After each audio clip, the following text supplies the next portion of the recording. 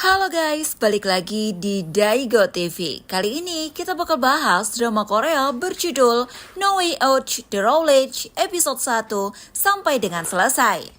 Di awal episode pertama diperlihatkan sebuah roulette berputar dan menunjukkan kata potong telinga dan berhadiah sebesar 1 miliar won. Saat itu dua orang yang mengikuti permainan ini saling mengejar untuk mendapatkan telinga dari masing-masing lawannya. 아니 소 되게 잡아야 어차피 그러니까 금방 자를게. Laki-laki bernama Yeon Chang-jae akhirnya kalah dalam pertarungan dan harus merelakan sebelah kupingnya. Saat lawannya ini memotong kupingnya, lawannya ini bilang kalau dia akan diberikan 40% dari 1 miliar won. Di scenes berbeda diperlihatkan seorang detektif atau polisi yang mengalami kasus penipuan investasi. Kasus penipuan ini dilakukan oleh temannya sendiri. Karena kesal dan marah, hari itu ia mencari temannya tersebut yang sudah membawa uangnya kabur. Tapi sayangnya dia tidak menemukan orang tersebut dan bahkan dia mendapatkan kabar kemungkinan orang tersebut telah melarikan diri dengan sejumlah uangnya ke Malaysia atau mungkin ke Vietnam. 그남으로 갔다 해준 우리 너 내가 너보다 양갱이 먼저 찾은 대환관리법, 소방법, 식품위생법. Tak lama, istri detektif ini menelpon dan bilang kalau dia akan jual selo milik anaknya. Ternyata keluarga detektif ini sudah sangat kesulitan perekonomiannya karena terlilit begitu banyak hutang. Bahkan sekarang dia harus mengalami penipuan investasi. Ia pergi ke bank untuk meminjam sejumlah uang tapi tak diterima karena dia telah beberapa kali gagal bayar. Dia pun meminjam dengan rekan kerja dan juga atasannya tapi sama-sama tidak membuahkan hasil. Tak lama ia mendapat telepon dari Park Eun-jong.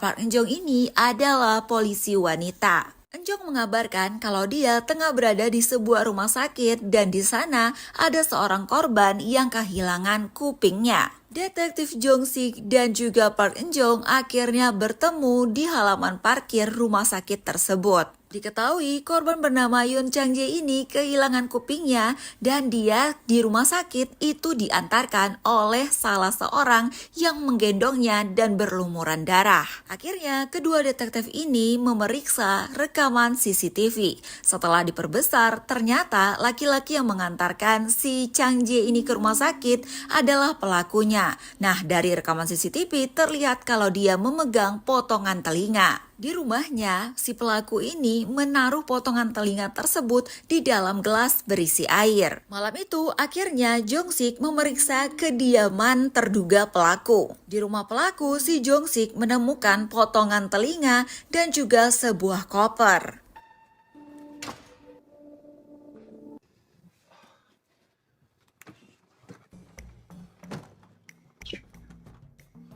Ketika ia tengah memeriksa, tiba-tiba saja terduga pelaku kembali ke rumahnya. Saat itu Jong-sik langsung bilang kalau dia adalah polisi. Mendengar itu, laki-laki ini langsung bergegas lari. Di situ si Jong-sik mengejar laki-laki ini.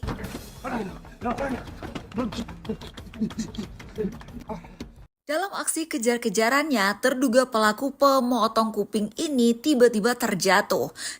Pas ingin dibangunkan sama si Jong-sik, ternyata dia sudah pingsan. Jong-sik yang saat itu melihat di sana tepat ada CCTV, jadi merasa kalau dirinya punya alibi. Akhirnya dirinya pun menelpon gawat darurat.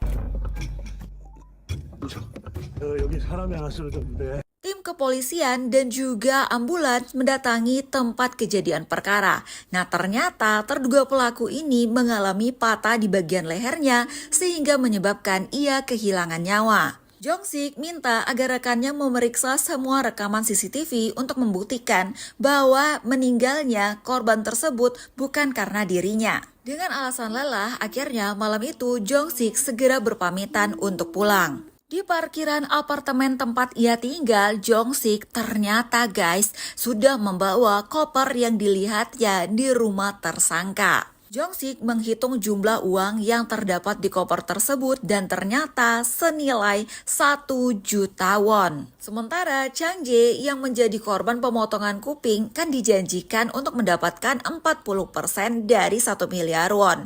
Dan dia mengetahui bahwa pelaku sudah meninggal. Malam itu, Chang Jae mengobrak-abrik kediaman pelaku dan dia tidak menemukan koper uang. Ia juga memeriksa mobil milik pelaku tapi tidak menemukan uangnya. Akhirnya, dia pun mengambil rekaman dashboard di mobil pelaku.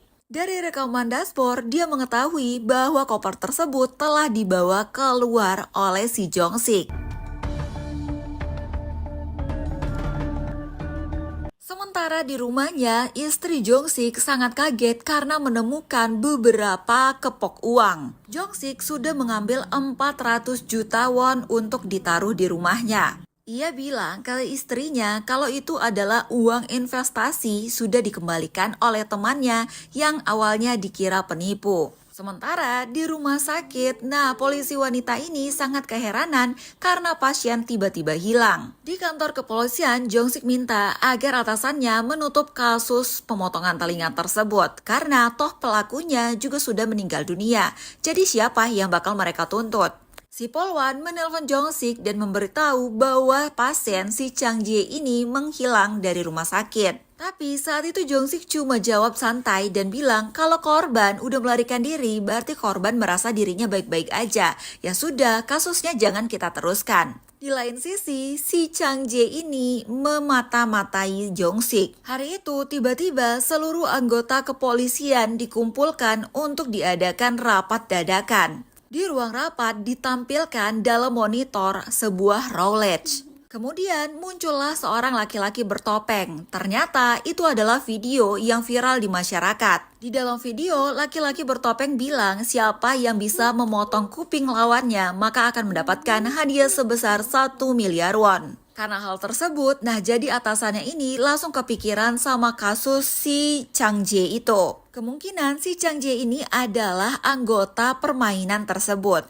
Kemudian Jong-sik akhirnya ditanya sama atasannya apakah dia menemukan uang 1 miliar won di rumah tersangka. Tapi waktu itu Jong-sik bilang kalau dia tidak menemukan uang apapun. Tak berselang lama, video dari si pria bertopeng ini kembali diunggah ke internet. Yang isinya meminta agar seluruh warga berkumpul di sebuah stadion. Di sana ia akan membagikan 1 miliar won dari udara. Seluruh anggota kepolisian saat itu dikerahkan untuk mengamankan stadion. Warga yang sudah mengetahui di sana bakal dibagikan uang secara cuma-cuma sudah berkumpul di depan stadion. Tepat pukul 3 sore sesuai yang dijanjikan dengan si pria bertopeng. Beberapa balon berterbangan di udara. Warga yang mengetahui bahwa balon tersebut berisi uang segera menembus keamanan. Polisi yang kalah jumlah tentu saja kalah saat itu sampai akhirnya pertahanan gerbang pun jebol. 야, 상문 다 붕괴됐어. 빨리 와!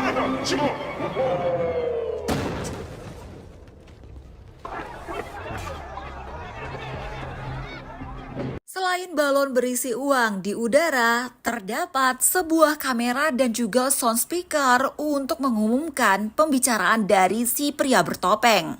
Terlihat warga dan juga beberapa anggota kepolisian sibuk memungut uang yang saat itu berserakan. Sampai banyak sekali orang yang rela gontok-gontokan sikut-sikutan demi mendapatkan uang lebih banyak. Setelah kejadian tersebut, banyak sekali warga yang mengalami luka-luka dan beberapa dipanggil ke kantor kepolisian untuk memberikan kesaksian. Hari itu kembali muncul video dari si pria bertopeng di internet. Dalam video ini, sebuah Rolex kembali diputar. Putaran pertama, Rolex berhenti pada nama Kim Gu-ko. Putaran kedua, Rolex berhenti di angka 200 miliar won. Putaran ketiga, Rolex berhenti pada kata membunuh. Pria bertopeng kembali menjelaskan aturan mainnya. Jadi, beberapa hari lagi itu akan dibebaskan seorang penjahat bernama Kim Gu-ko. Pria bertopeng meminta agar masyarakat memburu si Kim Guko ini dan membunuhnya.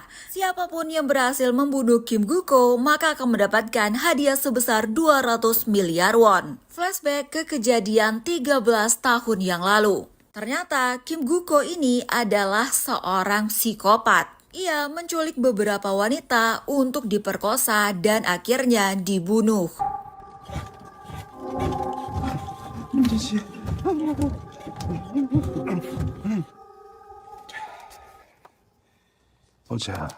Setelah dilakukan penangkapan terhadap Kim Guko sebagai pelaku penculikan, pembunuhan, dan pemerkosaan, akhirnya dia dijatuhi hukuman selama 15 tahun penjara. Tapi karena selalu bersikap baik dan dianggap sebagai tahanan yang kooperatif, makanya Kim Guko ini dibebaskan setelah menjalani masa hukuman 13 tahun alias mendapat remisi selama 2 tahun. Karena viralnya video dari Mr. Smile yang menjanjikan 200 miliar won bagi pembunuh Kim Guko, akhirnya kepala kepolisian mengumumkan bahwa polisi akan melindungi Kim Guko ini setelah pembebasannya, dan bagi warga sipil yang melakukan pembunuhan terhadap Kim Guko ini tetap akan menjalani hukuman seberat mungkin. Hari kebebasan Kim Guko akhirnya tiba.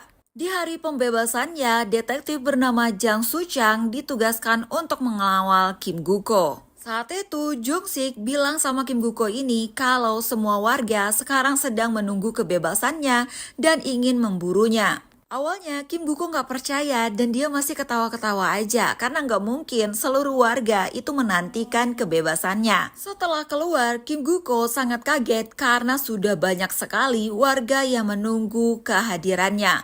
Bahkan beberapa media hadir untuk meliput.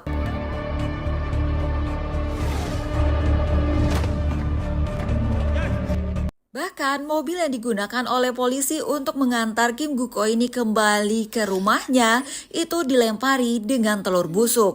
Di perjalanan, Kim Guko diberikan sebuah catatan oleh salah seorang polisi. Nah, isinya itu tuh seperti pernyataan permintaan maaf. Jadi, Kim Guko ini diminta untuk minta maaf sama seluruh warga dan juga media yang hadir. Tapi saat itu Kim Guko ini cengengesan dan bilang dia salah apa sama warga, kok bisa sampai segitunya. Mendengar itu, detektif sangat kesal karena seolah-olah si Kim Guko ini nggak menyadari kesalahan yang telah dia perbuat, mentang-mentang sudah menjalani hukuman selama 13 tahun. Sama seperti di depan penjara. Nah, ternyata kediaman Kim Guko juga sudah dipenuhi oleh warga dan juga media.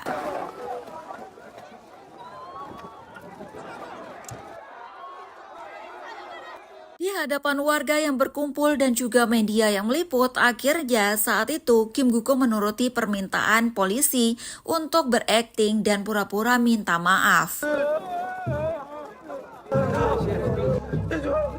Di dalam rumah, Kim Guko dipakaikan gelang logam yang terdapat pendeteksinya nih guys, kayak ada GPS-nya.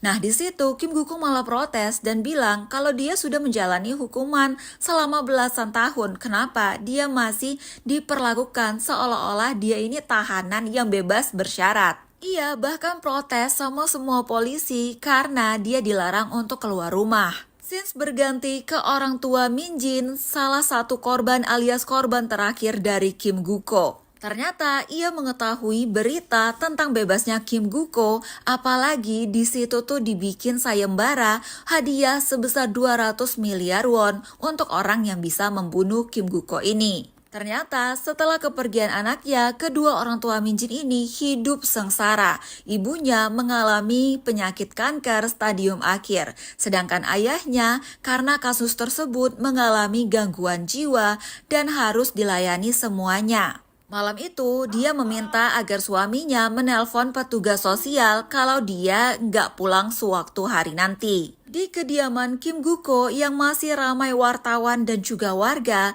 tiba-tiba datanglah seorang wanita dan juga seorang laki-laki. Ternyata wanita ini adalah istri Kim Guko dan juga pengacaranya. Ternyata istri Kim Guko ingin menggugat cerai dan juga meminta hak asuh.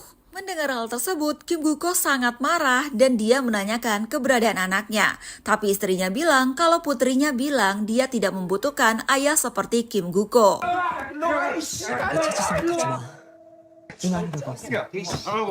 Karena permintaan istrinya yang bercerai darinya, Kim Guko malah justru saat itu menuduh kalau istrinya ini sudah berselingkuh selama bertahun-tahun ketika ia di dalam penjara. Sementara malam itu, Ibu Min Jin tengah mengolesi racun dari ikan buntal di sebuah anak panah. Malam itu juga, seorang satpam di apartemen tempat tinggal Jong Sik memergoki Chang Jae yang saat itu ingin membongkar bagasi mobil milik Jong Sik. Jong Sik yang mengetahui hal tersebut langsung berlari untuk memeriksa keadaan bagasinya. Dan ternyata bagasinya masih rapat, belum terbuka, dan koper uangnya pun masih ada di sana. Ia mengecek rekaman dashboard di mobilnya dan ternyata Chang Jae di sana sudah memberikan ancaman dengan isyarat tangan. Tak berselang lama, Jong Sik mendapat kabar dari rekannya kalau si Guko ini ingin keluar rumah. Jong Sik akhirnya pergi ke kediaman si Kim Guko. Nah, di sini Kim Guko ngeyel, pengen banget keluar rumah. Katanya pengen belanja, cuma sekedar 5 menit aja. Sementara ibunya Min Jin itu berhasil memasuki wilayah komplek tempat tinggal Kim Guko setelah melewati pemeriksaan polisi. Karena Kim Guko ngotot pengen banget belanja sendiri ke supermarket, akhirnya polisi mengosongkan supermarket demi keamanan Kim Guko ini. 죄송합니다. 지금 경찰에서 나왔습니다. 여기 잠깐 통제 좀 하겠습니다. 5분만.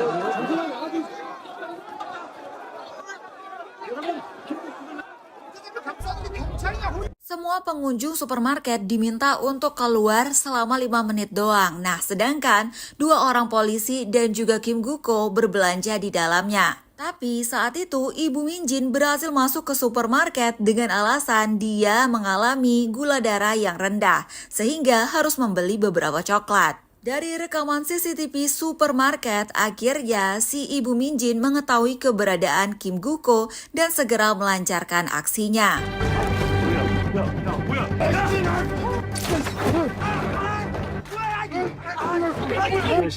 Tapi saat itu tembakan Ibu Min Jin ini meleset dan mengenai detektif muda yang ada di sebelah Kim Guko. Anak panah yang sudah dilumuri dengan racun ikan buntal itu menyebabkan si detektif ini jadi pingsan. Ibu Min Jin pun akhirnya malam itu diamankan oleh polisi. Meskipun ia adalah ibu korban dari kelakuan bejat si Kim Guko ini, polisi mengatakan namanya hukum ia tetap harus berjalan. Ibu Min Jin harus disel dan dihukum karena percobaan pembunuhan. Sedangkan di kediaman orang tua Min Jin, laki-laki misterius meninggalkan sebuah koper. Nah, sepertinya ini tuh berisi uang ya guys.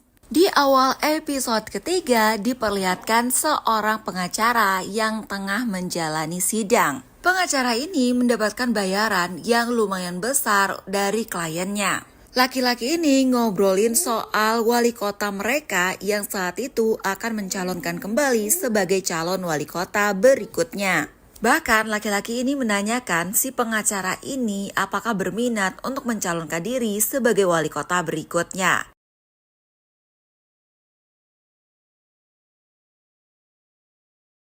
Pengacara ini menonton berita hampir terbunuhnya si Kim Guko. Kemudian pengacara ini membuka video yang telah diunggah oleh pria bertopeng di internet. Di video tersebut, pria bertopeng mengatakan bahwa dia telah memberikan wanita tersebut sebesar 1 miliar won dari 20 miliar won. Ya, dia nggak ngasih full karena Kim Guko-nya itu tidak terbunuh. Tapi niatnya sudah patut untuk dihargai. Kemudian si pengacara ini menelpon ketua pimpinan partai dan dia merencanakan untuk menggunakan Kim Guko ini sebagai alat. Di tempat berbeda, seorang laki-laki tengah menunggui istrinya yang terbaring di rumah sakit. Nah, dia dapat kabar kalau harus menyiapkan uang sebesar 0,5 miliar won untuk mendapatkan donor darah RH negatif. Di depan rumah Kim Guko masih dipenuhi dengan media dan juga beberapa orang yang mendemo agar Kim Guko ini dikeluarkan dari kota mereka. Jong Sik waktu itu minjam kunci mobil baru milik si Juho rekannya. Ia memindahkan koper uang miliknya ke mobil temannya ini karena kan kemarin udah ada laki-laki yang mau mencongkel bagasi mobilnya. Sementara si pengacara itu mencoba untuk menerobos kerumunan orang dan mencari celah untuk bisa naik ke tempat yang tinggi agar diperhatikan oleh banyak orang. 하고 있습니다. 김국호 씨, 제가 변호해드리겠습니다. 아저씨. Pengacara ini sengaja berbicara dengan lantang kalau dia siap menjadi pengacara dari Kim Guko dan juga melayani serta melindungi hak asasi dari si Kim Guko.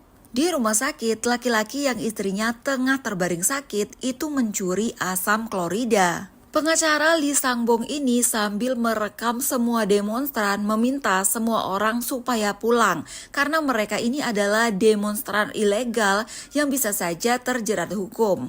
Ia bahkan minta ke semua polisi yang saat itu berjaga untuk menangkap semua demonstran ilegal tersebut. Tapi ya polisi nggak mau dong. Bahkan pengacara ini mengancam kalau akan melaporkan polisi ini juga karena melanggar hak asasi manusia dari si Kim Guko. Akhirnya melalui sebuah HT, si Kim Guko ini menghubungi detektif Jong-sik dan meminta agar pengacara tersebut naik ke atas alias masuk ke dalam rumahnya. Awalnya Jong-sik tidak mengizinkan karena takutnya ya bisa aja pengacara ini nanti membunuh si Kim Guko karena kan dijanjikan 20 miliar won. Tapi karena permintaan dari Kim Guko, akhirnya si pengacara ini berhasil masuk dan bertemu dengan Kim Guko.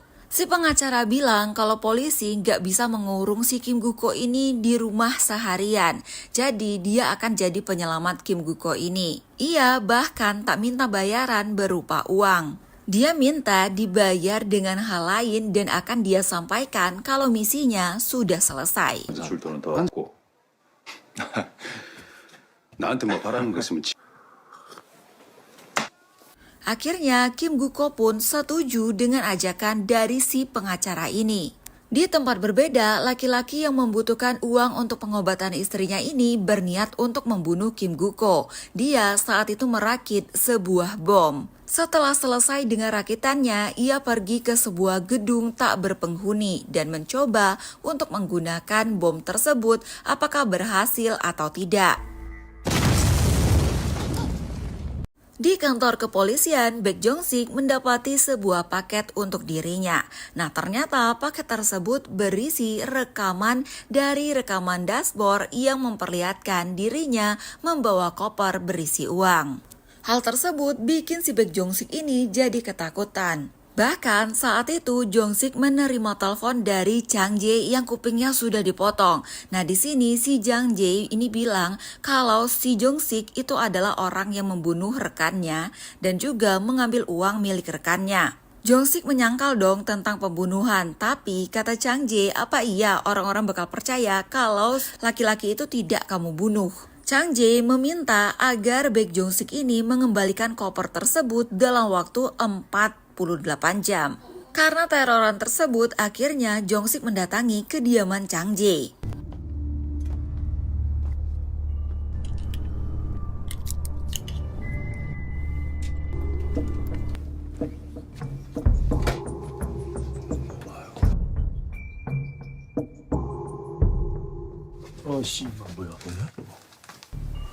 Sayangnya, kedatangan Baek Jong-sik ke kediaman Yong Chang Jae ini saat itu dilihat oleh si Chang Jae. Nah, tapi dia nggak ngomong apapun dan cuma memperhatikan dari jauh.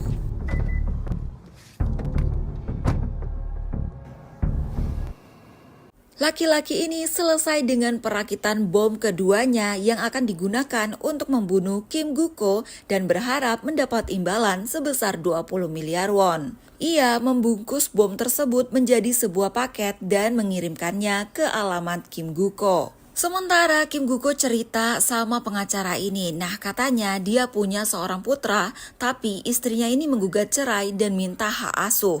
Sedangkan dia tuh nggak mau memberikan hak asuhnya ke istrinya ini. Si pengacara bilang kalau di pengadilan Kim Guko tidak akan menang karena Kim Guko tidak punya penghasilan, tidak punya uang sama sekali saat ini dan dia mantan narapidana. Si pengacara ini minta Kim Guko untuk bersabar dan menunggu waktu mainnya supaya bisa menang melawan istrinya ini. Si pengacara waktu itu minta si Kim Guko ini untuk minum dan juga makan bareng sama dia. Tapi polisi yang bertugas melarang Kim Guko untuk keluar. Akhirnya si pengacara keluar dan dia lagi-lagi berkoar-koar menyebutkan undang-undang untuk melindungi hak asasi manusia. Jadi polisi dianggap ia melanggar peraturan untuk melindungi hak seseorang karena melakukan penahanan terhadap si Kim Guko ini.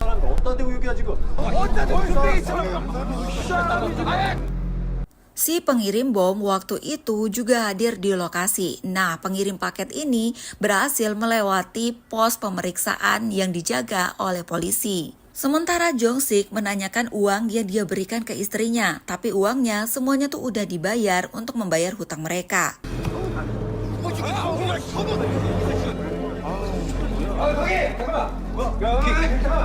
Kurir akhirnya tiba di lokasi, tapi paket tersebut menjadi perdebatan karena si pengacara nggak mau terima paket tersebut karena takut ada hal yang membahayakan si Kim Guko. Kang paket bilang kalau itu isinya tuh cuma buku. Nah, si pengirim bom ini gregetan kan, nunggunya lama banget karena perdebatan itu. Dan dia melihat Kim Guko ini berada di luar di dekat polisi dan juga pengacara tersebut. Jadi dia berniat untuk tidak mengulurkan waktu lagi dan segera memencet remote control dari bom tersebut. Waktu itu si Jong-sik menghentikan keributan dan mengambil paket tersebut dan menaruhnya di mobil milik temannya. Si pengirim bom sangat kesal karena remote yang telah dia rakit itu tidak berfungsi. Akhirnya dia berniat untuk mencelakai si Kim Guko. Namun saat itu ledakan bom ini menyebabkan 2 warga sipil harus tewas dan 1 anggota kepolisian akhirnya dirawat ke rumah sakit. Sedangkan uang yang ditaruh di mobil tersebut hangus semuanya.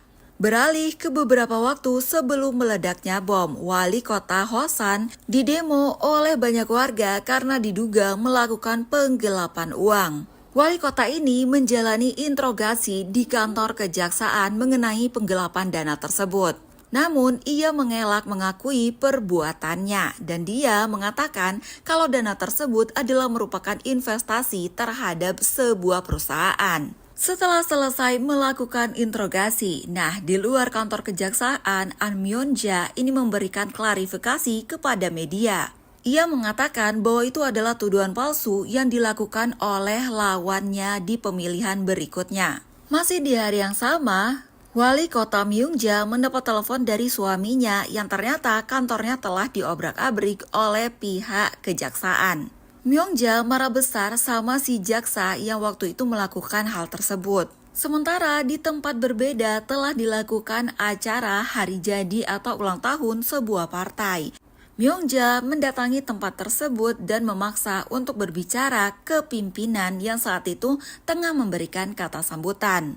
Myungja bahkan dengan sengaja menjatuhkan beberapa papan ucapan supaya mendapat perhatian. Dari pembicaraannya dengan ketua partai ini, ia pengen kalau si ketua partai ini juga mengakui kalau penggelapan dana itu tidak hanya dilakukan oleh dirinya, tapi oleh beberapa orang. Bahkan Myungja juga mengancam kalau akan membeberkan semuanya ke kejaksaan dan juga media. Tapi si ketua partai ini bilang banyak banget orang yang kayak Myungja ini yang setelah jadi itu malah pengen berbalik untuk menusuk mereka. Tapi nyatanya partai mereka tidak pernah runtuh. Di kantornya, Myungja ini cerita perihal ketua partai itu kayaknya sengaja mencari kandidat lain untuk melawan si Myungja ini supaya Myungja kalah di pemilihan selanjutnya.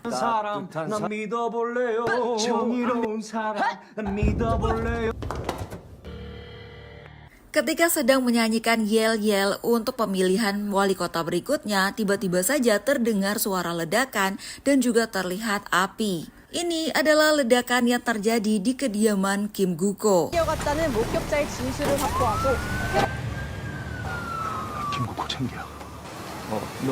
Di tengah kepusingannya karena temannya mengalami luka dan juga warga sipil ada yang meninggal, si Jong-sik ini semakin pusing karena dia kehilangan semua uangnya. Wali kota An Myung-ja juga mendapatkan laporan berapa banyak kerugian kota yang harus segera mereka ganti dan perbaiki. Begitu juga dengan jumlah korban tewas dan juga korban yang mengalami luka-luka. Di internet kembali tersebar video dari si pria bertopeng. Di video ini, si pria bertopeng marah karena pelaku yang harusnya membunuh Kim Guk-ko malah lagi-lagi menjatuhkan korban warga sipil. Dari video si pria bertopeng ini, akhirnya wali kota Myung-ja punya ide untuk memanfaatkan kejadian tersebut. Di rumah sakit, semua anggota kepolisian ini kayak turut prihatin dan juga mengumpulkan beberapa dana untuk diberikan ke istri dan anak rekannya yang mengalami cedera akibat ledakan tersebut. Kepala kepolisian waktu itu diberitahu sama anak buahnya kalau ada yang bisa melacak IP dari Mr. Smile ini. Nah, ternyata Mr. Smile ini diduga berada di kota Hosan. Waktu itu, si wali kota menemui pimpinan kepolisian dan minta kerjasama. Jadi, si wali kota ini minta agar kepolisian ini mengantarkan Kim Guk-ko untuk keluar dari kota mereka. Ya, jadi semacam ada acting lah ya dari si wali kota ini. Di depan kediaman Kim Guk-ko itu sudah banyak banget karangan bunga yang diletakkan oleh warga sebagai bentuk bela sungkawa untuk dua orang korban. Saat itu wali kota Myung-ja turut menaruh bunga dan juga seolah-olah ikut berbela sungkawa. Di depan para media, Myung-ja ini mengatakan turut bela sungkawa terhadap korban dan dia sangat menyesal hal tersebut bisa terjadi. Hal ini semuanya adalah kesalahan dari Kim Guk-ko. Seandainya Kim Guk-ko tidak ada di sana, maka tidak akan terjadi peristiwa tersebut. Saat itu dengan air mata palsunya, Myung-ja bilang kalau dia akan melakukan upaya apapun demi perginya si Kim Guk-ko ini dari kota mereka.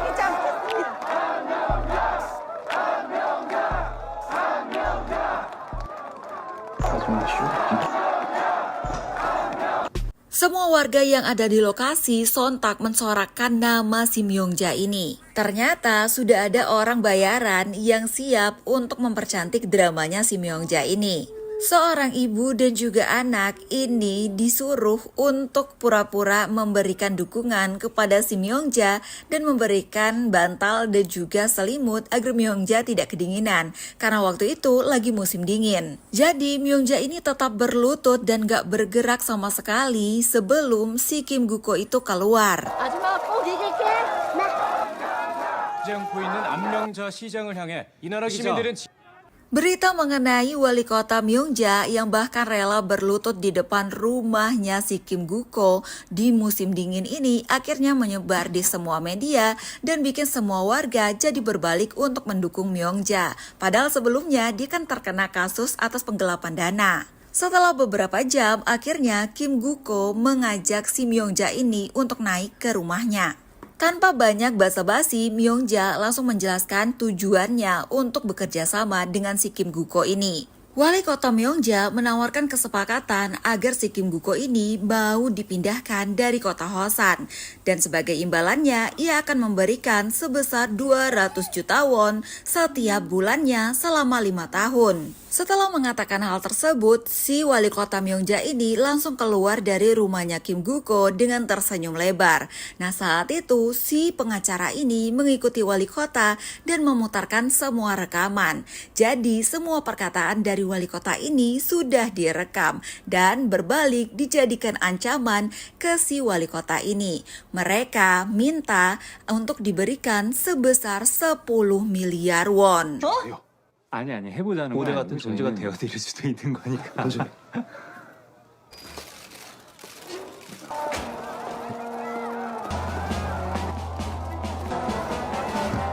Rencana Myung-ja berantakan, bahkan jadi bumerang untuk dirinya sendiri. Bahkan di dalam perjalanan, Myung-ja mendapat pesan dari Kim Guk-ko agar segera membayar uang muka dari perjanjian mereka. Di tempat berbeda, kepala kepolisian mendapat kabar bahwa persembunyian si pria bertopeng telah diketahui. Akhirnya, beberapa anggota kepolisian dan juga tim khusus dikirimkan ke alamat tersebut untuk menangkap si pria bertopeng. Di tempat tersebut ditemukan sebuah topeng dan juga sebuah Rolex. Jong-sik memutar Rolex tersebut dan pada putaran pertama keluarlah nama Kim Guk-ko, putaran kedua 200 miliar won, dan putaran ketiga bunuh. Dua rekan Jong-sik waktu itu juga mencoba untuk memutar Rolex dan hasilnya tetap sama. Jadi seolah-olah Rolex itu sudah dibuat supaya bisa menghasilkan hal yang dikehendaki. Di bawah Rolex, si Jong-sik menemukan sebuah benda. Balik lagi ke 17 tahun yang lalu. Jadi Kim Guk-ko ini memang maniak seks yang suka memperkosa korban-korbannya guys. Tapi biasanya dia tidak membunuh. Tapi waktu itu korban terakhir si Min Jin ini meninggoy, kayaknya dia itu jadi OD sama obat bius yang disuntikan sama Kim Guk-ko. Setelah kejadian itu, istrinya Kim Guk-ko ini menemukan lengan baju Kim Guk-ko yang terkoyak, tapi katanya itu cuma karena tersangkut. Baju itu berwarna hitam sehingga bercak darahnya tidak kelihatan oleh Kim Guk-ko. Nah, pas istrinya nyuci baju itu barulah kelihatan ternyata ada darah di baju tersebut. Saat itu mereka ini sekeluarga berlibur ke kebun binatang karena anaknya ini seneng banget sama yang namanya harimau. Tapi waktu itu tiba-tiba beberapa polisi datang untuk menangkap Kim Guk-ko sebagai pelaku pembunuhan si Min Jin, yang ternyata juga dilaporkan oleh istrinya sendiri. 17 tahun berlalu, Dong-ha akhirnya tumbuh besar. Ia menjadi seorang pianis yang terkenal di Korea karena kehebatannya. Namun kebahagiaan Dong-ha dan juga ibunya serta kesuksesannya ini tidak berlangsung lama. Karena semenjak ayahnya dibebaskan dari penjara, Dong-ha dan ibunya harus hidup di bawah bayangan seorang keluarga mantan narapidana seksual. Mereka bahkan dapat cacian, bulian dari orang-orang sekitar yang menganggap kalau mereka ini ya pasti buruk karena adalah keluarga dari Kim Guk-ko. Di hari kebebasan Kim Guk-ko, si Dong-ha anaknya ini melihat dong kericuhan yang disebabkan oleh ayahnya ini. Sedangkan si Kim Guk-ko juga tahu kalau anaknya ini adalah seorang pemain biola yang terkenal. Makanya si Kim Guk-ko ini kekeh pengen banget dapatin anaknya kembali dari istrinya. Kehidupan Dong-ha dan juga ibunya jadi berubah drastis setelah Kim Guk-ko ini dibebaskan dari penjara. Bahkan di sekolah, Dong-ha ini selalu dibully oleh temannya yang lain. Bahkan teman-temannya bergosip di grup sesama siswa. Hari itu beberapa siswa berandal ini mengganggu si Dong-ha dan mengatakan kalau Dong-ha ini adalah putra Kim Guk-ko yang pasti ya nantinya bakal sama-sama jadi penjahat kelamin. Waktu itu si Dong-ha cuma diam, tapi salah seorang teman wanitanya ini melemparkan laki-laki tersebut dengan botol minum. Karena hal tersebut si wanita ini akan dicelakai oleh laki-laki tersebut dan akhirnya dibantu sama si Dong-ha yang waktu itu bawa jerigen berisi bensin. Dong-ha mengancam akan membakar mereka sampai akhirnya mereka lari. Nah hari itu Dong-ha bilang sama temannya kalau mulai saat itu harusnya si cewek ini pura-pura gak kenal aja sama dia. Di depan pintu apartemennya itu sudah tertulis kalau mereka ini adalah anggota keluarga dari pembunuh dan juga penjahat kelamin. Dong-ha melihat ibunya berusaha keras untuk menghapus semua tulisan tersebut. Tapi waktu itu Dong-ha bilang kalau dia tidak ingin melihat ibunya menderita. Kepolisian yang sebelumnya menemukan Rolex yang ternyata sudah disetting sama si pria bertopeng untuk bisa menunjukkan nama Kim Guk-ko, bunuh, dan juga uang sebesar 20 miliar won. Waktu itu detektif Baek Jong-sik itu melihat ada bayangan di videonya si pria bertopeng. Setelah diperbesar ternyata itu adalah bayangan dari sebuah gereja yang terkenal. Di kediaman anak dan juga istrinya Kim Guk-ko, si Dong-ha, anaknya Kim Guk-ko ini ditawari untuk ke luar negeri belajar bermain biola lebih baik lagi dengan orang yang lebih handal dan profesional. Tapi waktu itu si Dong-ha menolak untuk pergi sendirian ke luar negeri. Dia hanya akan pergi jika ibunya ini ikut ke luar negeri. Saat itu dia melihat ibunya menyimpan sesuatu di lemari dapur mereka. Dongha bilang dia nggak apa-apa dicerca sebagai anak pembunuh dan juga penjahat kelamin. Tapi ibunya nggak boleh menderita karena ayahnya. Di gereja yang diperkirakan dekat dengan tempat si pria bertopeng membuat video terbarunya, nah si Baek Jong-sik itu datang ke gereja tersebut untuk sekedar mendengarkan apa sih namanya ya, kayak ceramah kayak gitu. Jong-sik juga ngobrol sama salah seorang pastornya. Nah, jadi dia menjelaskan tentang video yang tersebar viral di internet. Jong-sik bilang kalau kemungkinan video tersebut tuh dibuat di gedung yang ada di dekat gereja atau mungkin malah justru di dalam gereja itu sendiri. Tapi waktu itu dia tidak mendapatkan jawaban apapun dari si pastor. Malah si pastor bilang kalau Jong-sik ini sudah melewati batasan hukum dengan menanyakan hal-hal yang tidak ada ya surat perintahnya atau apalah ya. Di kediamannya si Jong-sik, anaknya ini disuruh sama istrinya untuk mengantarkan pakaian ganti untuk ayahnya. Tapi sayangnya di jalan dia malah diculik sama si Chang Jae.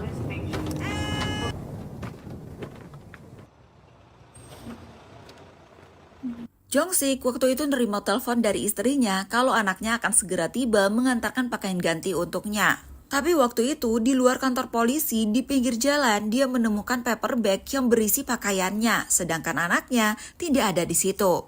Jong-sik lagi-lagi menerima telepon dari istrinya yang berteriak. Ternyata istrinya ini didatangi oleh si Chang Jae. Chang Jae menagih uang 1 miliar won miliknya. Tapi ya mau gimana, itu uang kan sudah terbakar dan sebagian lagi sudah terpakai. Tapi waktu itu si Chang Jae ini minta agar si Baek Jong-sik ini membawa Kim Gu-ko ke dia dalam keadaan hidup-hidup. Jika tidak, dia akan memotong jari-jari si Somi anaknya. Malam itu, istrinya Kim Gu-ko didatangi oleh pengacaranya Kim Gu-ko. Nah, anaknya ini mendapati ibunya nggak ada di kamar dan melihat buku yang dibaca oleh ibunya itu tentang anatomi tubuh manusia. Sedangkan pengacara Kim Gu-ko ini bilang kalau istrinya ini nggak bisa menggugat cerai si Kim Gu-ko karena tidak ada permasalahan pribadi yang mengharuskan pernikahan mereka hancur. Anak Kim Gu-ko juga membuka apa yang disimpan oleh ibunya di lemari dapur. Ternyata itu adalah sebilah pisau. Dia curiga dong dan tahu kenapa ibunya ini belajar anatomi tubuh manusia dan menyimpan pisau secara diam-diam. Jong-sik menelpon petugas park si polisi wanita untuk melacak lokasi telepon anaknya. Ia juga memeriksa rekaman CCTV yang dilewati sama si Chang Jae ini membawa putrinya. Keesokan harinya, anak Kim Gu-ko itu datang ke kediaman ayahnya.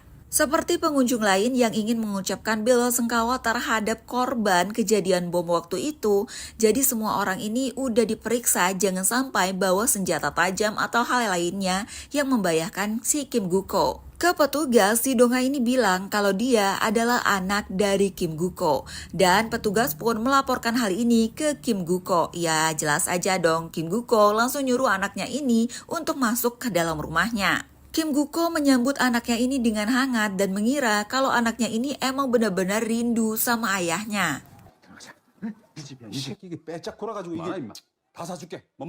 Untuk merayakan pertemuan mereka setelah beberapa tahun, Kim Gu-ko menawarkan anaknya ini pengen makan apa. Tapi waktu itu anaknya bilang dia pengen minum. Kim Gu-ko akhirnya memesan beberapa makanan dan juga alkohol. Sedangkan anaknya bilang kalau dia tuh rindu sama kamar lamanya, yaitu kan tempat tinggal mereka dulu pas mereka ini masih baikan sama ayahnya. Kim Gu-ko tanpa rasa curiga langsung ngebolehin anaknya untuk naik ke kamarnya karena katanya itu adalah rumah anaknya. Ternyata si anak yang tahu kalau dia bakal diperiksa akhirnya mencantelkan tas ranselnya di sebuah pohon yang dekat dari jendela kamarnya. Jadi di tasnya ini dia sudah menyimpan pisau yang disimpan oleh ibunya di lemari dapur.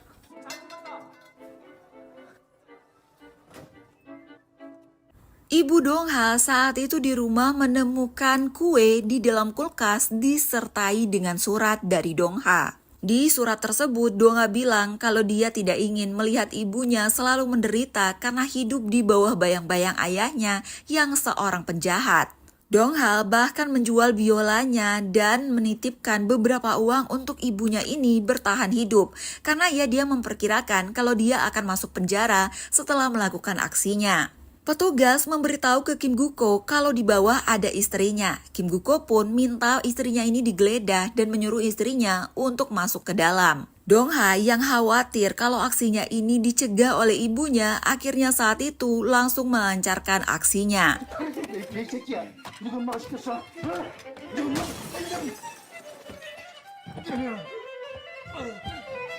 Dong-ha berhasil menusuk ayahnya ini sebanyak 2 kali sebelum akhirnya dia jatuh pingsan setelah didorong oleh Kim Guko. Istri Kim Guko yang melihat anaknya memegang pisau akhirnya nggak ingin kalau anaknya ini dipenjara dan dia pun langsung menusuk si Kim Guko ini dan mengatakan kalau dialah pelaku pembunuhnya.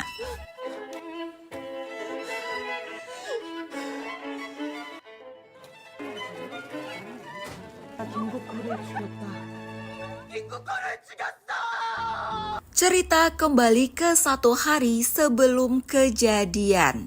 Di bandara tampak seorang laki-laki masuk ke Korea dan dia tidak bisa menggunakan bahasa Korea melainkan menggunakan bahasa Inggris. Ternyata laki-laki ini adalah seorang pembunuh bayaran yang sudah melanglang buana ke berbagai daerah atau berbagai belahan dunia ya untuk melakukan aksinya. Ternyata laki-laki ini tuh yang dipanggil dengan sebutan Mr. Smile. Kenapa disebut Mr. Smile? Karena laki-laki ini selalu tersenyum usai membunuh. Mr. Smile datang ke Korea untuk menjalankan aksinya atas perintah dari wali kota Myungja sebagai kliennya. Nah, jadi kaki tangannya si Myungja ini bilang kalau Mr. Smile ini adalah pembunuh terbaik yang sudah dipercayai sama orang-orang di seluruh dunia. Dia bahkan menceritakan semua rencana terbaik yang sudah dibuat oleh Mr. Smile yang kelihatannya emang benar-benar keren dan pasti bakal berhasil. Mr. Smile dari gedung sebelah itu akan membidik kepalanya si Kim Guko yang menyebabkan Kim Guko ini jadi pingsan. Setelah Kim Guko pingsan, barulah dia akan membawa si Kim Guko ini ke si Myungja. Ya, begitulah kira-kira rencana mereka ini. 기절한 김국호를 아이 바라보듯 잠시 바라본 슈퍼맨 아니 용은 아주 완벽.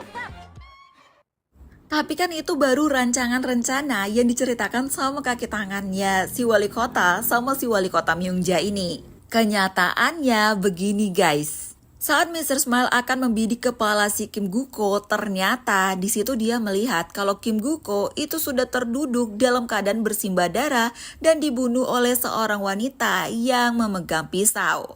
Mr. Smile melaporkan kejadian ini ke kaki tangannya si wali kota Myungja. Target 1 sudah tewas dan kita tinggal menyelesaikan target 2. Sementara detektif Jong-sik yang waktu itu ingin mengejar si Chang Jae yang menculik anaknya, tiba-tiba malah dapat kabar kalau si Kim Guko ini telah ditusuk oleh seseorang. Jong-sik ini kan ditugaskan untuk jadi salah satu polisi yang bertanggung jawab atas keselamatan si Kim Guko ini. Akhirnya waktu itu dia langsung nelpon petugas park dan bilang kalau anaknya Somi itu lagi diculik sama si Chang Jae. Karena hal itu, si petugas park ini akhirnya mendatangi lokasi terlacak tempat ponsel Somi terakhir berada. Petugas park berhasil masuk ke tempat tersebut tanpa melihat adanya si Chang Jae. Sedangkan si Kim Guko lagi-lagi lolos dari maut. Di dalam sebuah gedung tak berpenghuni waktu itu, si petugas park ini melihat Somi yang tergeletak di sebuah ruangan dalam keadaan terikat. Dia mencoba untuk memanggil Somi, tapi ternyata keberadaannya ini malah diketahui oleh si Chang Jae. Dan akhirnya dia pun dipukul dari belakang.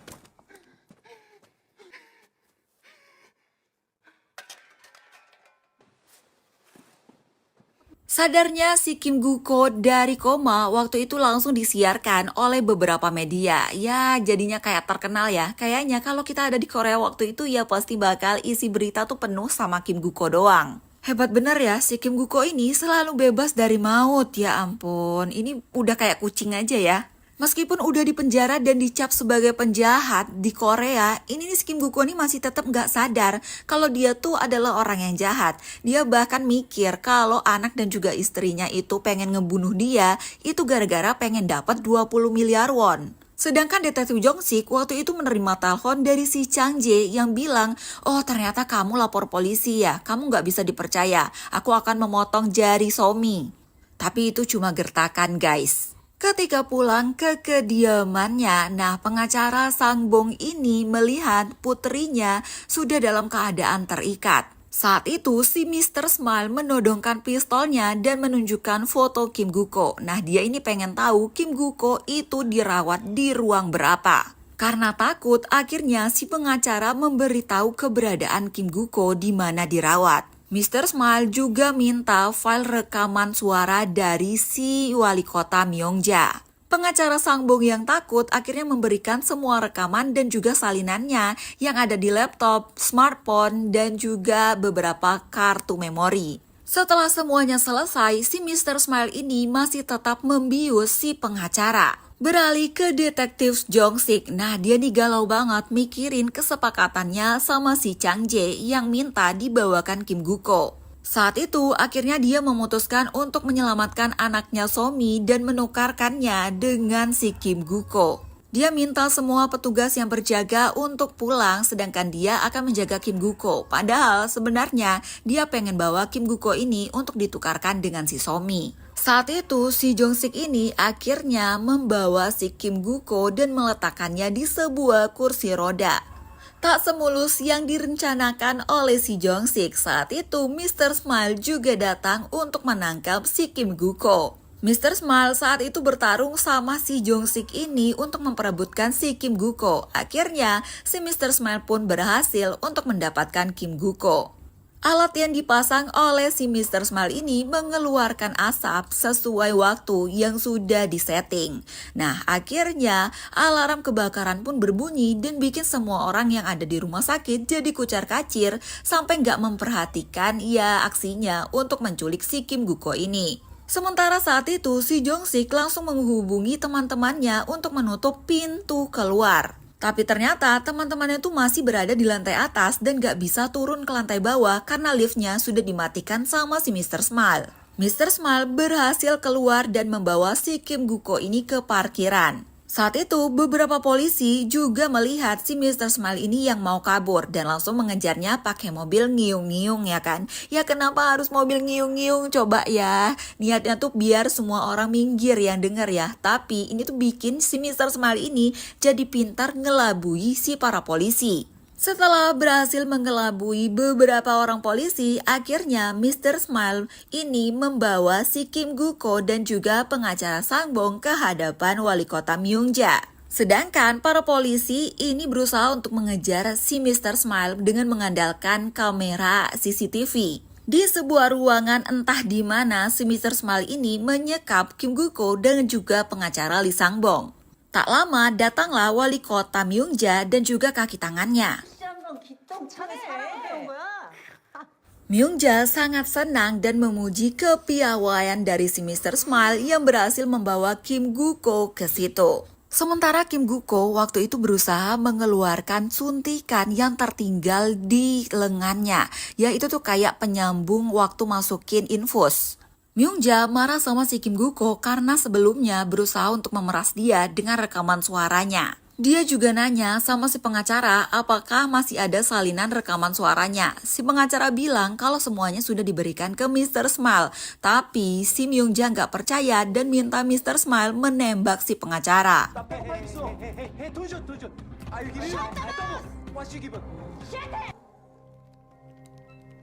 Setelah pengacara Lee Sang Bong tewas, nah saat itu Myongja minta agar pistol Mr. Smile ini diberikan ke dirinya karena katanya dia tuh pengen nembak si Kim Guk-ko ini dengan tangannya sendiri.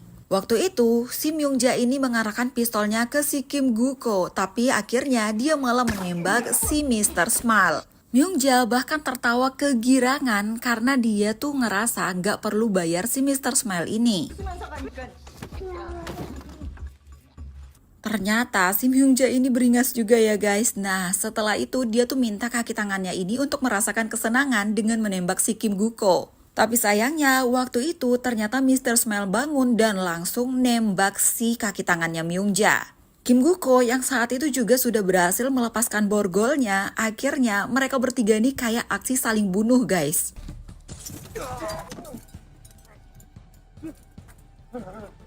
Wali kota Myungja berhasil kabur, sedangkan Kim Guko dan juga Mr. Smile akhirnya bertarung sengit dan mereka itu berada dalam satu borgol. Aslinya itu tuh borgol yang ada di tangannya si Kim Guko, tapi sama Kim Guko itu ditaruhkan di tangannya si Mr. Smile juga supaya dia nggak bisa kabur. Kim Guko akhirnya berhasil mendapatkan pisau dan menusuk si Mr. Smile ini. Dia juga berhasil untuk melepaskan borgolnya dan pergi dari lokasi, sedangkan polisi akhirnya menemukan TKP. Kim Guko saat itu kabur menggunakan mobilnya si Mr. Smile. Nah tapi dia ini kayak udah kehabisan banyak darah guys, karena kan dia ini baru saja ditusuk sama istri dan juga anaknya. Ya jadi pas di jalan dia tuh pingsan dan mobilnya ini berhenti karena menabrak sebuah tiang. Sementara Myungja yang mau kabur sama tas berisi uangnya saat itu ditemukan oleh si detektif Jong-sik.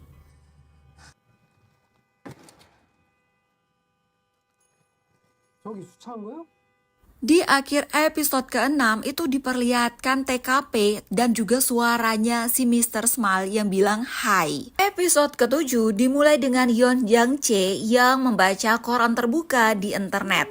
Nah jadi ada seorang wanita yang mengepost supaya bisa menghukum si Yeon Jang-chae ini karena telah menjadi penguntit. Chang-jae yang marah besar akhirnya mendatangi wanita tersebut di tempat kerjanya yaitu di salon pembersihan kuping. Chang-jae berniat untuk membakar wanita tersebut beserta gedung tempat dia bekerja.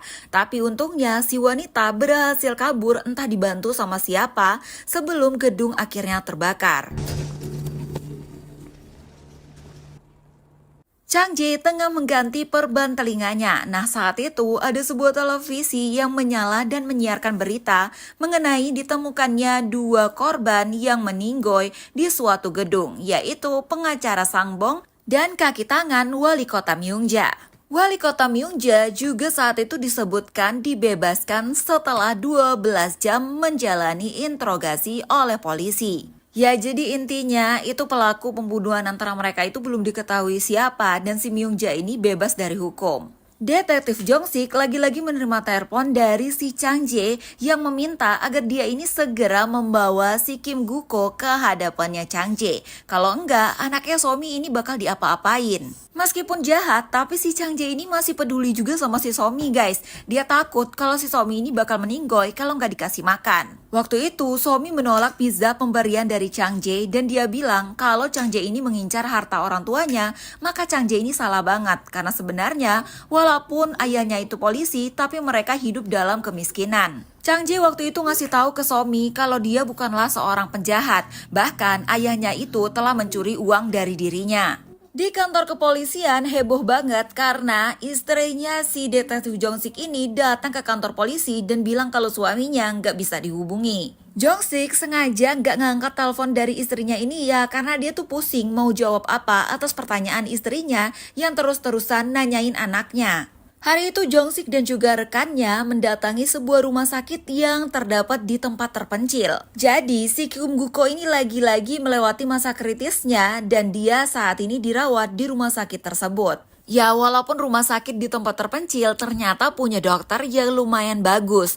Makanya si Kim Guko ini berhasil diselamatkan. Jong-sik lagi-lagi menerima telepon dari si Chang-jae yang ngancam supaya dia bawa Kim Guko segera. Somi mencoba lepas dari ikatan rantai, tapi dia nggak bisa sama sekali guys. Jong-sik akhirnya nyari cara supaya dia bisa bawa kabur si Kim Guko walaupun teman-temannya ada di situ. Sementara temannya ini dapat info kalau istrinya si Jong-sik ini lagi nyariin si Jong-sik yang nggak bisa dihubungi. Nah waktu itu temannya bilang apakah Jong-sik ini berantem sama istrinya, tapi waktu itu tiba-tiba si Jong-sik langsung menodongkan pistol dan menembakkan ke arah temannya. Sedangkan temannya yang satu lagi itu dipaksa oleh si Jong-sik untuk menyerahkan diri supaya mau diborgol. mall. Di luar, dua polisi yang bertugas untuk mengamankan tempat waktu itu sama si Jong-sik dilemparkan kunci borgol supaya bisa membebaskan dua orang temannya.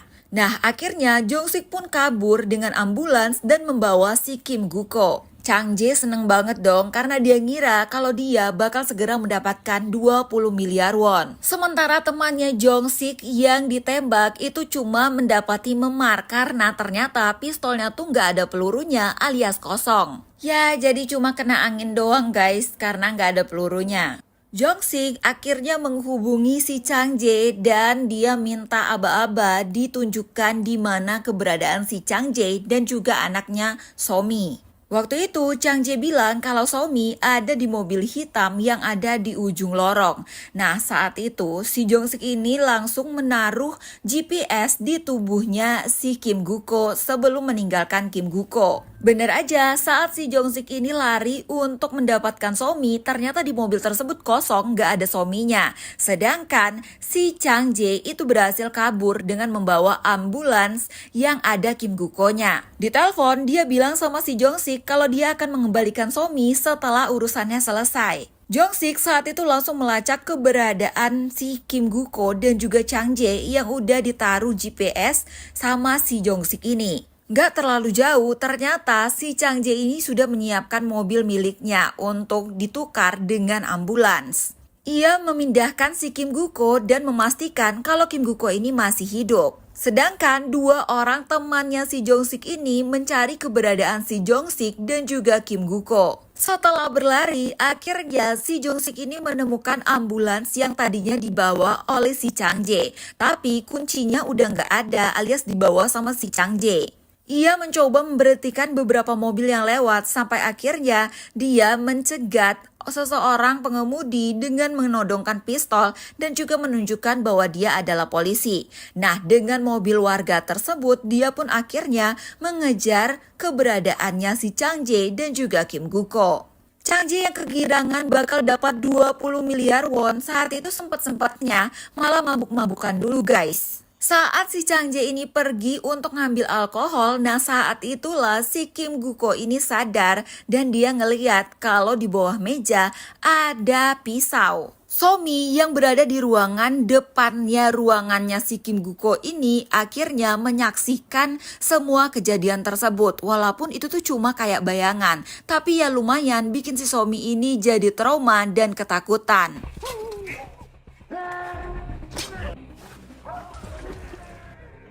Kim Guko berhasil menghabisi si Chang Jae yang niatnya pengen menghabisi dirinya. Setelah itu, ia melepaskan jaket dan juga sepatu milik si Chang Jae dan mengenakannya. Ternyata si Kim Guko ini tahu kalau di ruangan yang satunya itu terdapat Somi, anaknya si Jong-sik. Dengan ponsel milik si Chang Jae, akhirnya Kim Guko ini menelpon Jong-sik dan bilang kalau dia itu bakal balas dendam dan menghabisi si Somi ini. Kim Guko ini berani ya buat ngancam si Jong-sik karena dia nggak sadar kalau di tubuhnya itu udah ditaruh GPS dan dia nggak bakal ngira kalau si Jong-sik ini bakal mengetahui keberadaannya. Jong-sik panik banget karena dia takut kalau Somi ini bakal diapa-apain sama si Kim Guko. Nah, sementara Kim Guko yang akhirnya menemukan keberadaan Somi ini tuh malah tertarik sama kecantikan Somi. Ya maklum lah ya, si Kim Guko ini kan agak-agak ya. Kim Guko melepaskan rantai si Somi ini dan di situ dia tuh mencoba untuk merayu si Somi dengan bilang kalau Somi ini cantik. Saat itu dengan sangat ketakutan si Somi ini memohon supaya dirinya nggak dibunuh. Tapi pas si Kim Guko mencoba untuk megang dirinya, dia pun langsung menusuk si Kim Guko ini dengan sesuatu yang tajam. Somi lari setelah Kim Guko terluka, tapi waktu itu rantainya ini diinjak sama si Kim Guko sampai Somi jatuh dan terpingsan. Saat itu detektif Jong-sik datang untuk menyelamatkan putrinya guys. Melihat Somi yang udah pingsan, di sini si Jong-sik jadi marah besar dan dia pun punya kekuatan untuk melawan si Kim Guko ini. Kim Guko yang saat itu sudah terluka akhirnya berhasil kabur dan meninggalkan Somi dan juga si detektif Jong-sik. Nah, saat itu ada seseorang yang melihat kepergian dari si Kim Guko ini guys, alias si pendeta yang waktu itu ditemui oleh Jong-sik di gereja. Di bandara, si Dong-ha, anaknya Kim Gu-ko, ini membatalkan kepergiannya ke Amerika. Akhirnya waktu itu dia kabur dari pelatihnya dan berniat untuk menemui ibunya setelah mendengar berita kalau ibunya ini dituntut atas percobaan pembunuhan. Setelah sadar dan ternyata si Jong-sik ini sudah dilarikan ke rumah sakit. Saat itu dengan panik, dia langsung nyari keberadaan putrinya, Somi. Ternyata Somi dirawat di ruang ICU guys, karena Somi ini mengalami luka yang lumayan parah dan juga dia ini kayak mengalami trauma yang mungkin gak bakal hilang dalam waktu dekat. Ya namanya juga diculik sama penjahat. Mendengar penjelasan dokter bahwa putrinya ini mendapati trauma yang mendalam, nah di sini si Jong-sik nggak bisa ngebiarin Kim Gu-ko ini selamat dan dia pun pengen menghabisi si Kim Gu-ko. Tapi saat itu temannya mencoba untuk mengingatkan si Jong-sik kalau Jong-sik ini membunuh seseorang maka dia akan dipecat. Jong-sik saat itu tuh nyari akal supaya dia bisa pergi dari rumah sakit dan menemui si Kim Gu-ko. Kim Gu-ko yang udah gak kuat akhirnya waktu itu pingsan dan ditemukan sama si pendeta gereja dan juga kaki tangannya. Bukan ditemukan sih, karena lebih tepatnya mereka ini kan ngikutin si Kim Gu-ko dari malam pas si Kim Gu-ko kabur. Jong-sik mencoba mendekatkan api ke arah alarm kebakaran sampai akhirnya semua rumah sakit tuh jadi heboh karena ngira bakal ada kebakaran.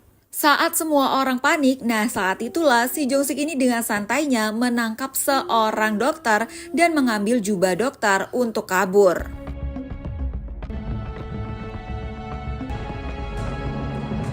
Teman-teman Jong-sik yang bertugas untuk menjaga si Jong-sik ini supaya nggak kabur waktu itu dapat info kalau si Jong-sik udah kabur. Kok bisa-bisanya di situ tuh ada ambulans yang lagi parkir dan juga mobilnya tuh ada kuncinya di situ. Sampai akhirnya si Jong-sik ini bisa kabur dengan menggunakan ambulans rumah sakit. Dari CCTV, nah akhirnya polisi ini tahu kalau si Jong-sik kabur dengan menggunakan ambulans rumah sakit dan langsung mengejar si Jong-sik ini. Ya jelas aja si Jong-sik ini bisa sat-set karena dia tuh masih bisa melacak keberadaan si Kim Gu-ko dengan GPS-nya. Sementara si Dong-ha waktu itu menemui ibunya di sel. Nah di sini dia tuh lagi-lagi bilang, kenapa ya bu nasib kita tuh kayak gini gara-gara ayahnya si Kim Gu-ko. Dong-ha bilang dia nggak mau kalau kehidupan dia dan juga ibunya ini bakal terus-terusan diganggu sama si Kim Gu-ko, makanya dia akan menyelesaikan semuanya. Ya intinya si Dong-ha ini pengen ngebunuh bapaknya sendiri guys. Di jalan si Dong-ha yang lagi ngelamun ternyata diikuti sama pendeta dan juga kaki tangannya. Nah di situ si pendeta ini bilang, kamu pengen ketemu sama ayah kamu. Kemudian scenes beralih ke 20 tahun yang lalu. Nah di sini adalah si pendeta kecil. Ternyata guys ketika kecil si pendeta ini pernah ngalamin yang namanya trauma karena ibunya mengalami pelecehan seksual oleh seorang pastor. Kemungkinan si Chang Jae itu juga melecehkan wanita yang kerja di salon pembersihan kuping. Makanya si pastor ini tuh sampai bikin permainan roulette dan menargetkan nama si Chang Jae untuk dipotong telinganya. Ternyata yang bersembunyi di balik topeng selama ini itu adalah si pastor ini guys. Dia sengaja menciptakan permainan roulette dan bikin semuanya tuh jadi viral supaya dia bisa balas dendam dengan orang-orang yang melakukan kejahatan seksual tanpa mengotori tangannya sendiri. Sehari-hari si pastor ini ya kerjaannya kayak pastor ya, ngasih ceramah di gereja ya kan. Padahal sebenarnya pastor ini tuh pastor gadungan yang sama sekali nggak punya sertifikasi kepastoran. Nah sebelumnya kita diperlihatkan dengan kehadiran pastor tua yang lumpuh ya kan guys. Ternyata itu tuh dibikin lumpuh sama si pastor muda ini. Dia sengaja bertingkah seolah-olah orang yang baik, bahkan dia seolah-olah merawat si pastor padahal dia sendiri yang bikin si pastor ini jadi nggak bisa bicara dan juga mengalami kelumpuhan. Bahkan di mata jemaat kalau si pastor muda ini adalah orang yang sangat baik karena mengurus si pastor tua ini melebihi dari orang tuanya sendiri. Padahal semuanya itu cuma acting guys. Ya semua dia lakukan untuk membalas dendamnya. Jadi pas kecil pelaku pemerkosa dari ibu si pastor muda ini cuma dijatuhi hukuman penjara selama 2 tahun 6 bulan. Nah sedangkan ibunya ini mengalami depresi berkepanjangan bahkan setelah waktu hukuman si pelaku. Di sini juga diperlihatkan kalau si pastor muda itu selalu rutin untuk menyuntikkan suatu obat ke si pastor tua, yaitu gunanya supaya pastor tua ini lama-kelamaan bakal mati sendiri. Dongha waktu itu diceritakan semua cerita sama si pria bertopeng ini. Nah, dia bilang dong, daripada kamu ngebunuh ayah kamu, dia gak bakal ngerasain yang namanya penderitaan yang telah dia lakukan. Itu tuh gak setimpal sama perbuatan kejahatan yang udah dilakukan sama ayah kamu. Mendingan kamu tuh bikin kayak si pastor itu yang menderita lebih lama. Balik lagi ke 20 tahun yang lalu ketika si pastor ini masih kecil. Nah, pas pulang ke apartemen miliknya, dia nggak mendapati ibunya di kamar mereka.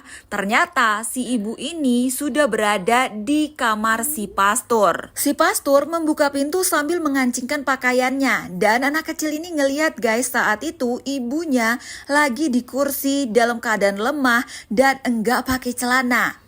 Saat itu anak kecil ini pun akhirnya sadar kalau saat itu ibunya ini tengah disakiti sama si pastor tua ini. Bahkan dia melihat beberapa ampul obat yang telah disuntikan ke ibunya ini supaya ibunya nggak bisa bergerak lagi. Dengan patung Bunda Maria yang ada di meja si pastor tua ini, akhirnya si pastor kecil pun memukul kepala si pastor tua hingga pingsan di lantai. Beberapa hari kemudian, ibunya ditemukan dalam keadaan gantung diri dan sudah tidak bernyawa.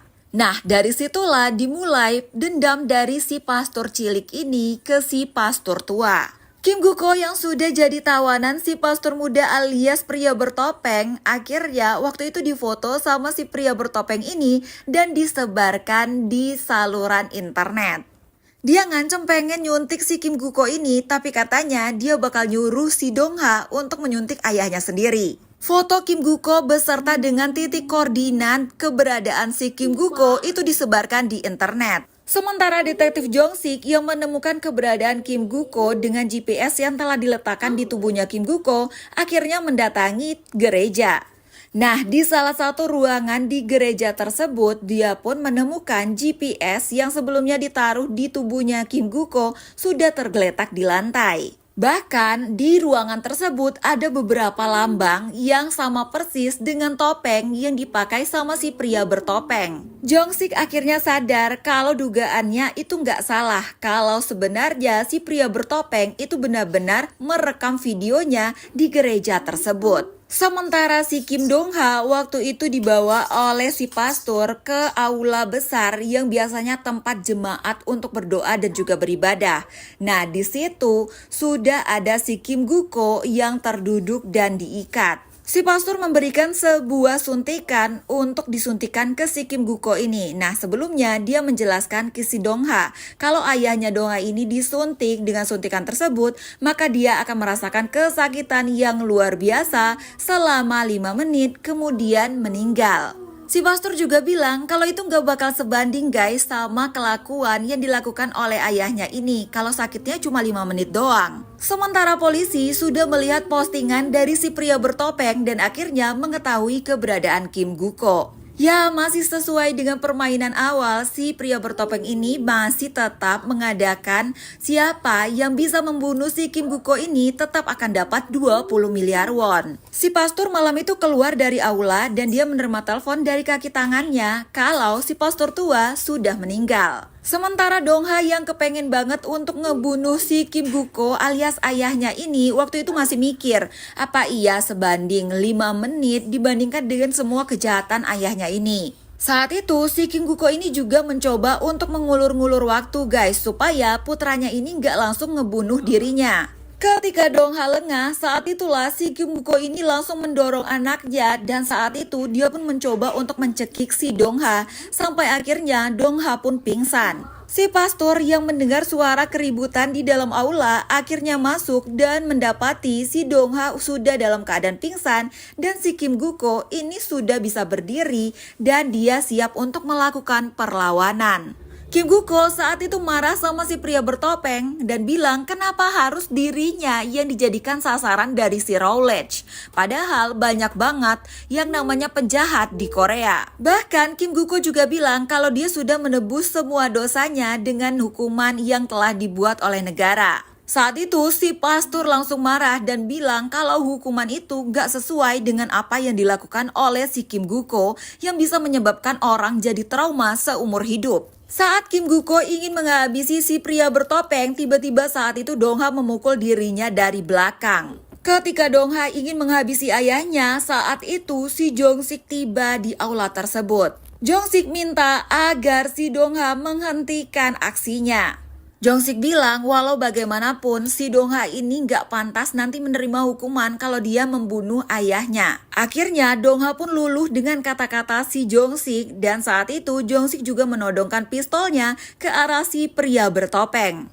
Di saat bersamaan, tiba-tiba banyak sekali orang yang datang untuk membunuh si Kim Guko. Ya lagi-lagi karena mereka tergiur dengan 20 miliar won. Jongsik yang panik akhirnya saat itu mengdor orang-orang di bagian yang gak vital ya guys. Ada yang di tangan, ada yang di bahu, ya kayak gitulah. Sampai akhirnya orang-orang berhenti untuk maju membunuh si Kim Guko. Tapi ternyata si Kim Guko ini tuh bisa bangun dan berdiri lagi dan dia pengen menghabisi anaknya Dongha. Jongsik minta agar si Kim Guko ini menghentikan aksinya dan jangan membunuh anaknya. Tapi ya namanya juga penjahat ya kan guys. Saat itu Dongha juga berteriak agar si Jongsik ini menembak kepala ayahnya.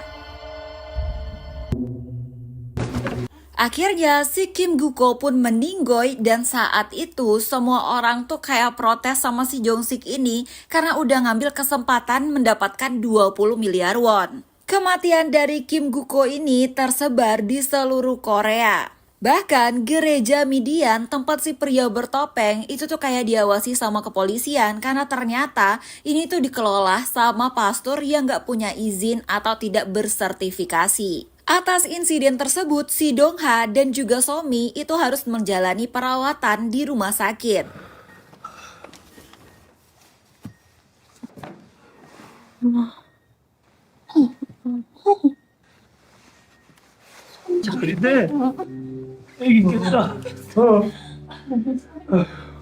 Beberapa hari kemudian, si pria bertopeng mengantarkan sebuah map di depan pintu kediaman si Jongsik. Ternyata di map tersebut tuh berisi kayak tabungan yang saldonya itu ada 20 miliar won. Nah ini sesuai yang dijanjikan sama si pria bertopeng yang akan diberikan untuk orang yang berhasil membunuh si Kim Guko. Tapi Mimin agak bingung ya karena beserta dengan itu diberikan juga sebuah kunci. Kunci ini kegunaannya untuk apa? Mimin juga nggak tahu apa uangnya itu disimpan kayak berangkas yang berbayar. Kan di Korea ada kayak gitu ya. Apa mungkin untuk itu? Atau ya nggak ngerti juga nih. Kemudian scenes beralih ke beberapa bulan kemudian. Di sebuah tempat yang sangat luas, nah mobil si Jongsik ini parkir, di situ dia tuh tengah nanda-nandain peta. Jadi di peta tersebut dari tempat-tempat yang ditandain itu membentuk seperti lambang yang ada di topengnya si Mr. Bertopeng. Di tempat yang berhasil ditemukan sama si Jongsik ini, ternyata si Mr. Smile udah lebih dulu datang ke tempat itu. Tempat itu dijaga oleh banyak orang dan semuanya tuh didor sama si Mr. Smile. Ketika detektif Jongsik mendatangi tempat tersebut, nah di situ dia mendapati orang-orang udah pada tewas dan dia juga melihat ada sebuah laptop yang menyala. Nah di situ di layar laptop itu ada tulisan enter untuk melanjutkan. Ternyata ada sebuah video yang udah direkam sama si Mr. Smile. Intinya Mr. Smile ini bilang kalau dia dibayar oleh orang lain untuk membunuh si pria bertopeng. Dan Mr. Smile ini tahu kalau si Jongsik itu juga tengah memburu si pria bertopeng dan dia minta agar si Jongsik menghentikan aksinya atau kalau enggak si Jongsik yang akan jadi korban. No We Watch the Rollage berakhir di sini guys. Nah ini merupakan season pertama, jadi kayaknya bakal ada kelanjutan di season kedua tahun depan. Endingnya lumayan ngegantung ya guys karena di sini kita nggak tahu akhirnya gimana nasib si pria bertopeng dan juga si Jongsik ini apakah akan dipecat dari pekerjaannya. Kemudian si Mr. Smile ini dibayar oleh siapa? Klien baru yang dia maksud masih jadi teka-teki. Kita nantikan di season kedua. Jangan lupa like, komen, dan share konten ini supaya Mimin semangat terus. Bye-bye!